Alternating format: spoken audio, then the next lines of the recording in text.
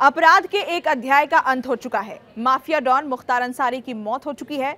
बांदा के जेल में मुख्तार अंसारी की कार्डियक अरेस्ट से जान गई। उसे हालांकि अस्पताल ले जाया गया। वहां पर काफ़ी कोशिश डॉक्टरों की तरफ से की गई, जैसा कि मेडिकल बुलेटिन जारी किया गया और उसमें ये दावा किया गया, लेकिन उसकी जान नहीं बच सकी। डॉक्टरों ने ये डिक्लेयर किया कि कार्डियक अरेस्ट की वजह से मुख्तार अंसारी की मौत हुई। हालांकि इस मौत के बाद परिवार के लोग गंभीर आरोप लगा रहे हैं। आरोप लगाए जा रहे हैं कि जेल के अंदर मुख्तार अंसारी को स्लो पॉइजन दिया जा रहा था। आपको बताएं कि इस पर सियासी बयानबाजी भी तेज हो चुकी है। अलग अलग दलों के नेता भी मुख्तार अंसारी की मौत पर अब सवाल उठा रहे हैं। हालांकि न्यायिक जांच के आदेश जरूर दे दिए गए हैं, लेकिन ये जो बयान सामने आ रहे हैं, मौत पर जो सवाल उठाए जा रहे हैं, दावा ये किया जा रहा है कि साजिश के तहत ये हत्या हुई है। इस पर इसका कनेक्शन क्या है उत्तर प्रदेश की राजनीति से, वोट बैंक की राजनीति से, ये हम आपको आज मैजिक वॉल के जरिए समझाएंगे और बताएंगे कि आखिर ये जो बयान दिए जा रहे हैं उसके मायने क्या है। क्यों एक डॉन के लिए, एक माफिया डॉन जो राजनेता बनता है, उसके लिए इतना ज्यादा समर्थन क्यों दिखाई देता है, सहानुभूति क्यों दिखाई देती है, इसका कनेक्शन क्या है। इसके लिए उत्तर प्रदेश की राजनीति को जरा समझना पड़ेगा।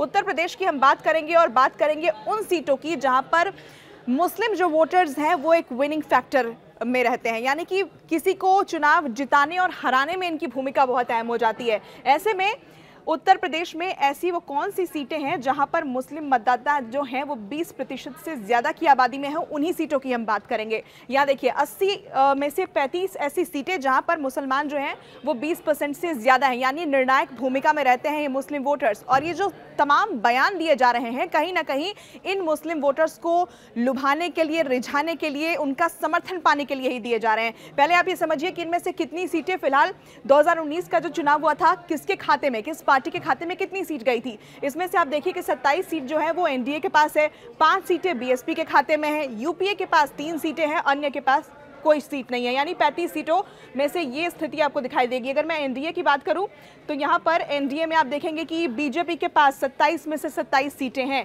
इसके अलावा अगर हम यूपीए की बात करें तो यूपीए में फिलहाल जो स्थिति दिखती है, पिछले चुनाव में 3 सीटें जो हैं, तीनों की तीनों सीटें यहाँ समाजवादी पार्टी के पास हैं।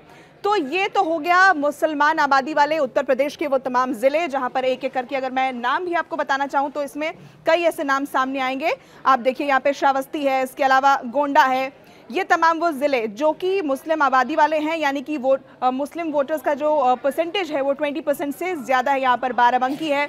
इसके अलावा भी ऐसे तमाम ज़िले, सीतापुर में भी मुस्लिम वोटर्स जो हैं वो अच्छी खासी भूमिका में है, निर्णायक भूमिका में है, शाहजहांपुर है, इसके अलावा संभल है, ये तमाम ऐसे अमरोहा जहाँ पर मुस्लिम वोटर्स एक निर्णायक भूमिका में है। लेकिन पूर्वांचल की बात यहाँ पर अहम हो जाती है। अब पूर्वांचल की बात इसलिए क्योंकि मुख्तार अंसारी का जो उदय हुआ वो पूर्वांचल से ही हुआ। पूर्वांचल की राजनीति में उसका दबदबा, पहले अपराध की दुनिया में उसने कदम रखा और कई संगीन आरोप उसके ऊपर, जिसमें कई में वो दोषी भी है, उस पर हत्या की कोशिश, रंगदारी जैसे गंभीर और संगीन मुकदमे दर्ज थे। तो ऐसे में आखिर उसे सहानुभूति जो दिखाई जा रही है उसकी मौत पर, उसके पीछे कैसे मुस्लिम वोट बैंक एक बड़ा रोल प्ले करता है, उसे आप समझिए। आप पूर्वांचल को देखिए। पूर्वांचल में जो सीटें हैं, 9 ऐसी सीटें जहां पर मुस्लिम मतदाताओं की अच्छी खासी संख्या है, 20% से ज़्यादा उनकी आबादी है और वो एक विनिंग फैक्टर हो सकते हैं इन तमाम सीटों के लिए। पूर्वांचल जो कि मुख्तार अंसारी का गढ़ रहा है और यहाँ की वो तमाम सीटें जिन्हें साधने की कोशिश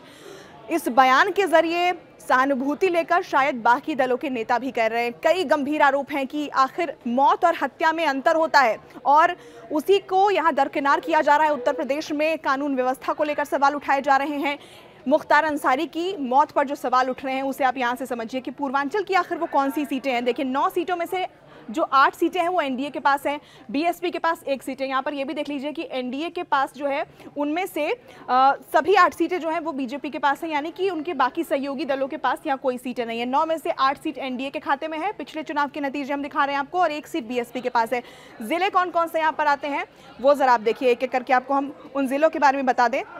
देखिए इसमें कुशीनगर है, इसके अलावा आप देखेंगे तो यहाँ पर वाराणसी भी आता है। यहाँ पर पूर्वांचल की राजनीति को साधने की कैसे कोशिश हो रही है, संत कबीर नगर है यहाँ। इसके अलावा आप देखेंगे डोमरियागंज है यहाँ पर, इसके अलावा कैसरगंज है, गोंडा है यहाँ। आप उन तमाम ज़िलों के बारे में हम आपको बता रहे हैं। श्रावस्ती पूर्वांचल के वो ज़िले जहाँ पर जो मुस्लिम वोटर्स हैं वो एक निर्णायक भूमिका में है। बहराइच है, इसके अलावा आप देखेंगे तो फैज़ाबाद है। तो ये तमाम वो ज़िले हम पूर्वांचल का हिस्सा आपको दिखा रहे हैं जो कि मुख्तार अंसारी का गढ़ है, और यहाँ के वो ज़िले जहाँ पर मुस्लिम आबादी अच्छी खासी भूमिका में है। 20% से ज़्यादा का उनका वोट परसेंटेज है और काफ़ी अहम इस बार के चुनाव में भी वो होने वाले हैं। और शायद यही वजह कही जा रही है कि मुख्तार अंसारी की मौत पर जो भी दल सामने आकर मौत पर सवाल उठा रहे हैं और साजिश का आरोप लगा रहे हैं, उनकी मंशा शायद से इन तमाम वोटर्स को साधने के है, इस मुस्लिम वोट बैंक को साधने की है, पूरे यूपी को लेकर और ख़ास तौर पर पूर्वांचल के हिस्से को लेकर।